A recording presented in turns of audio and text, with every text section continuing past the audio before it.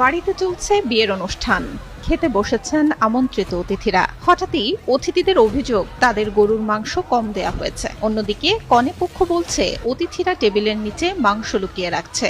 এই নিয়ে শুরু হয় তুমুল বাকবিতণ্ডা, যা এক পর্যায়ে রূপ নেয় সংঘর্ষে। এতে আহত হন দুই পক্ষের অন্তত 10 জন। সোমবার বিকেল ৩টায় ফরিদপুরের ভাঙ্গা উপজেলার দেওড়া নয়াকান্দি গ্রামে এমন ঘটনা ঘটে। এলাকাবাসী জানান, ওই গ্রামের বাসিন্দা লাভলু শেখের মেয়ের বিয়ের অনুষ্ঠান চলছিল।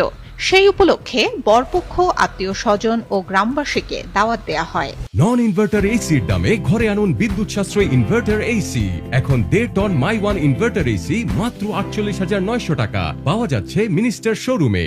কনেপক্ষ ও তাদের আমন্ত্রিত অতিথিদের পাল্টাপাল্টি অভিযোগের এক পর্যায়ে শুরু হয় সংঘর্ষ। এতে উভয় পক্ষ লাঠিসোঁটা ও ইট পাটকেল নিয়ে একে অপরের উপর হামলা চালায়। এ সময় আহতদের উপজেলা স্বাস্থ্য কমপ্লেক্সে ভর্তি করা হয়।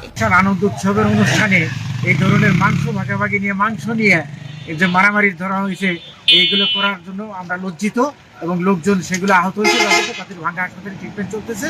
একটা বিয়ের অনুষ্ঠানে মাংস দেওয়া নিয়ে হয়তো কোনো ব্যক্তি একটু মাংস কম পাইছে, আবার খাইতে বা দিতে পারে, এই নিয়ে তুখোর গ্যান্দাম হয়েছে এবং বেশ কয়েকজন আহত হয়েছে। পুলিশ জানায়, সংঘর্ষ হয়েছে কনেপক্ষের সঙ্গে গ্রামবাসীর। বরপক্ষের কোনো ঝামেলা হয়নি। খবর পেয়ে পুলিশ ঘটনাস্থলে গিয়ে পরিস্থিতি স্বাভাবিক করলে বরপক্ষ আবার মেয়ের বাড়িতে আসে এবং বিয়ে সম্পন্ন হয়।